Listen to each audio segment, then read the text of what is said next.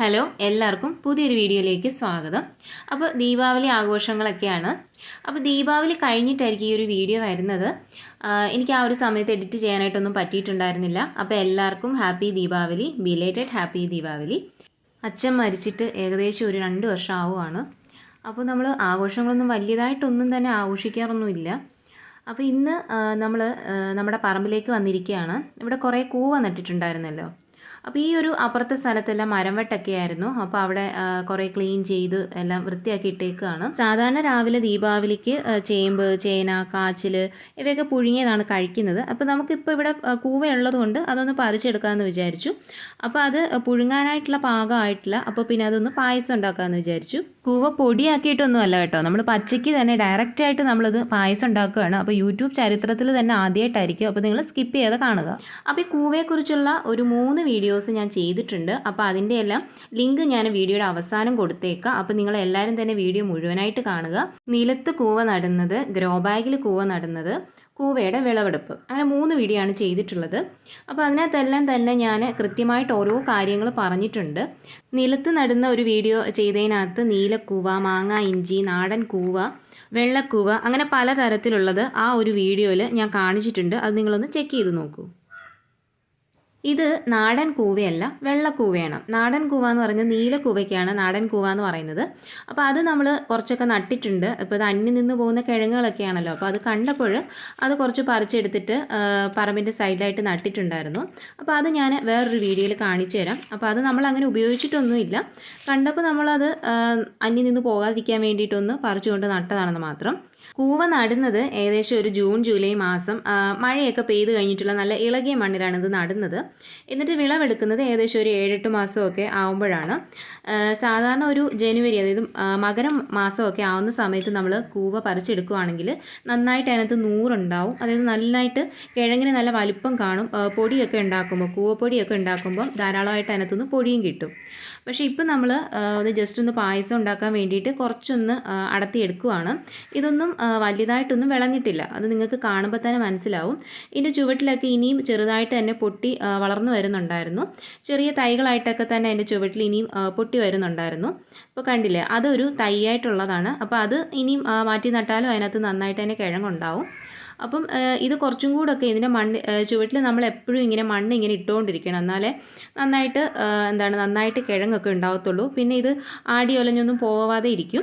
അപ്പോൾ ഇതിൻ്റെ ചുവട്ടിൽ നന്നായിട്ട് മണ്ണ് വേണം. അപ്പം നമ്മൾ നട്ട സമയത്ത് ചാരം മാത്രമായിട്ടാണ് ഇതിൻ്റെ ചുവട്ടിലിട്ട് നട്ടത്.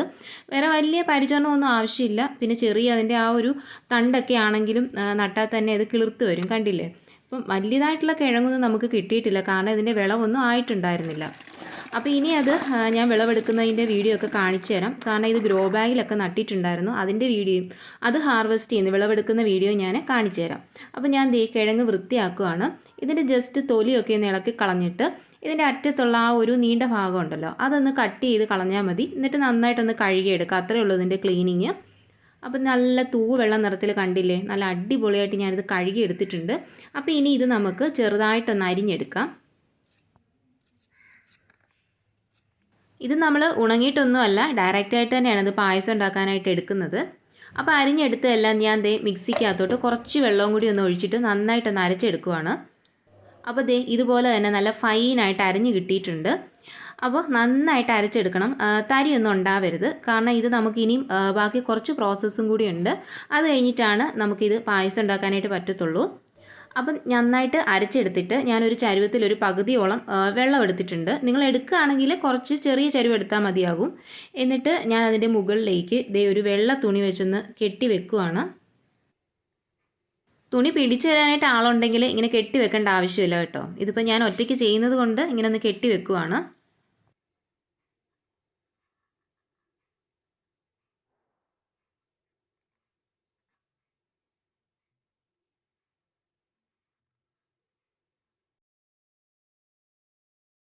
ഇനി ഇതിനകത്തോട്ട് നമുക്ക് ഈ അരച്ച് വെച്ചിട്ടുള്ള ഇതിൻ്റെ ഒരു പേസ്റ്റ് ഉണ്ടല്ലോ, അതങ്ങോട്ട് ഒഴിച്ചു കൊടുക്കാം.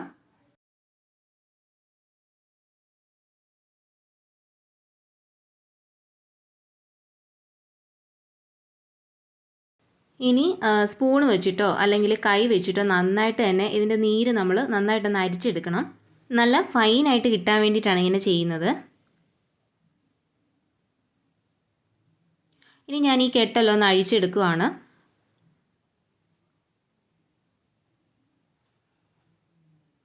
നിങ്ങളിങ്ങനെ കെട്ടിയിട്ടാണ് എടുക്കുന്നതെങ്കിൽ നന്നായിട്ട് ശ്രദ്ധിക്കണം. കാരണം കണ്ടില്ലേ, ഇതിപ്പോൾ ഞാൻ പെട്ടെന്ന് ഇതെല്ലാം കൂടെ മിക്സായി പോയേനെ. പെട്ടെന്ന് പിടിച്ചതുകൊണ്ട് കുഴപ്പമില്ലാതായിപ്പോയി. അപ്പോൾ നിങ്ങളതിങ്ങനെ ഒറ്റയ്ക്ക് ചെയ്യുമ്പോഴും ശ്രദ്ധിക്കുക, അല്ലെങ്കിൽ ആ ഒരു ഇതെല്ലാം കൂടി ഇതിനകത്തോട്ടായി പോവും. എന്നിട്ട് വീണ്ടും ഉണ്ടല്ലോ നന്നായിട്ട് ഒന്നുകൂടെ ഒന്ന് പിഴിഞ്ഞെടുക്കണം. പിഴിഞ്ഞെടുക്കുക എന്ന് പറഞ്ഞാൽ ഇത് നന്നായിട്ട് നല്ല ബലത്തിൽ തന്നെ പിഴിഞ്ഞെടുത്താലേ ഇതിൻ്റെ ആ ഒരു നൂറ് അതിനകത്തുനിന്ന് കിട്ടത്തുള്ളൂ. ഇനി വെള്ളത്തിലോട്ട് ഇറക്കിയും കൂടെ നന്നായിട്ടൊന്ന് പിഴിഞ്ഞെടുക്കണം. അത്യാവശ്യം നന്നായിട്ട് ഒരു ഇച്ചിരി മെനക്കേടുണ്ട്, എന്നാലും നമുക്ക് നന്നായിട്ട് പായസം ഉണ്ടാക്കിയെടുക്കാമല്ലോ. ഇതിപ്പോൾ നമ്മൾ കൂവ പൊടിയായിട്ട് നമ്മൾ ഉണക്കിയൊന്നും എടുക്കണ്ട, അത്ര പാടില്ല. ഇത് നമ്മൾ ഡയറക്റ്റായിട്ട് തന്നെ എടുക്കുമല്ലേ, അപ്പോൾ അതുകൊണ്ട് കുറച്ച് നേരം ഒന്ന് പിഴിയുന്നതുകൊണ്ട് വലിയ പ്രയാസമൊന്നുമില്ല. പിന്നെ ഒത്തിരി അങ്ങ് പ്രയാസപ്പെട്ടില്ലെങ്കിൽ നമുക്ക് കിട്ടുന്ന 100 മതിയെങ്കിൽ അത് വെച്ചിട്ടായാലും നമുക്ക് അഡ്ജസ്റ്റ് ചെയ്ത് പായസം ഉണ്ടാക്കാം. അപ്പോൾ ഇത് ഞാൻ കണ്ടോ ഇത്രയൊന്ന് അരിച്ച് ഞാൻ എടുത്തിട്ടുണ്ട്. ഇതാണ് അതിൻ്റെ ചണ്ടി. ഇതിനി വേണമെന്നുണ്ടെങ്കിൽ വീണ്ടും മിക്സിക്കകത്ത് ഇട്ടിട്ട് നമുക്ക് ഒന്നുകൂടെ ഒന്ന് അടിച്ചെടുത്തിട്ട് വീണ്ടും പിഴിഞ്ഞെടുക്കാം. ഇതിപ്പോൾ ഞാൻ അങ്ങനെ ചെയ്യുന്നില്ല. ഇപ്പോൾ ഇതാണ് ഏകദേശം നമുക്ക് കിട്ടിയിട്ടുള്ള അതിൻ്റെ ഒരു 100. ഇനി ഇത് ഒരു 3-4 മണിക്കൂർ വെച്ചിരിക്കണം. ഇനി താഴോട്ട് ഇതിൻ്റെ ഒരു പൊടി അടിഞ്ഞ് കിട്ടാൻ വേണ്ടിയിട്ടാണ്. ഇത് ഞാൻ മുകളിലുള്ള ആ ഒരു കലക്കൽ വെള്ളം എല്ലാം കളഞ്ഞിട്ട് എടുത്ത് വെച്ചതാണ്. ഇപ്പോൾ നിങ്ങൾക്ക് നന്നായിട്ട് അതിനുള്ളിലെ പൊടിയൊക്കെ കാണാൻ സാധിക്കുന്നില്ലേ, അതിന് വേണ്ടിയിട്ട് അങ്ങനെ ചെയ്തതാണ്. അപ്പോൾ ഇനി ഇത് നമുക്ക് വീണ്ടും അരിച്ചെടുക്കാം. അരിച്ചെടുത്ത് കഴിയുമ്പോൾ ഈ കൂവയുടെ 100 അടിയിൽ കിടക്കുന്ന ആ കൂവയുടെ 100 നമുക്ക് കിട്ടുന്നതായിരിക്കും. അപ്പോൾ ഞാനിതൊന്ന് അരിച്ചെടുക്കട്ടെ.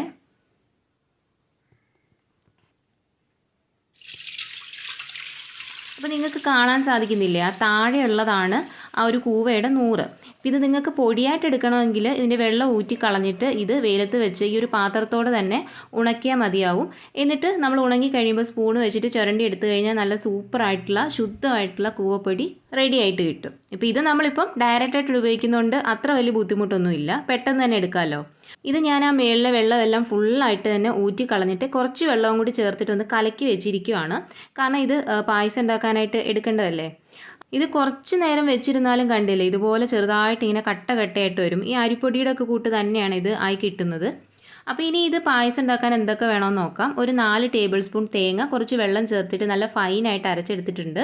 നിങ്ങൾക്ക് തേങ്ങ അരച്ച് ചേർക്കാൻ താല്പര്യം ഇല്ലയെന്നുണ്ടെങ്കിൽ തേങ്ങ പാലെടുക്കാം, അതല്ലാന്നുണ്ടെങ്കിൽ തേങ്ങ ഡയറക്റ്റായിട്ട് തന്നെ ചിരകി ചേർക്കാം.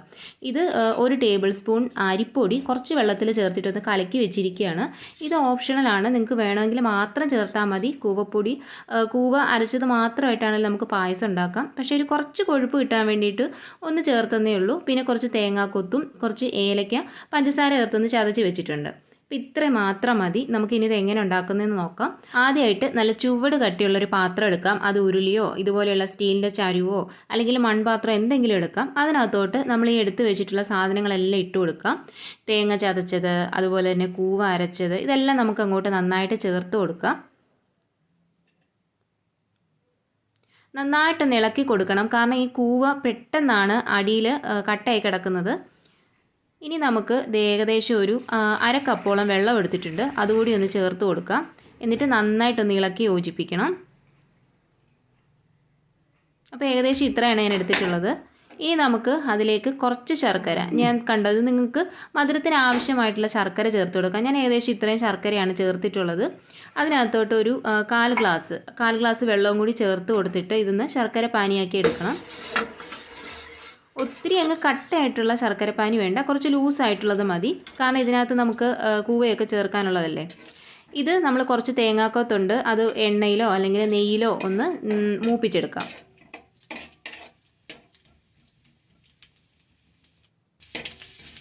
ഇതേ കണ്ടില്ലേ, അപ്പോൾ നന്നായിട്ട് നല്ല മൂത്ത് കിട്ടിയിട്ടുണ്ട്. നല്ല മണം വരുന്നുണ്ട് ഈ തേങ്ങാക്കൊത്തൊക്കെ വറക്കുമ്പോൾ.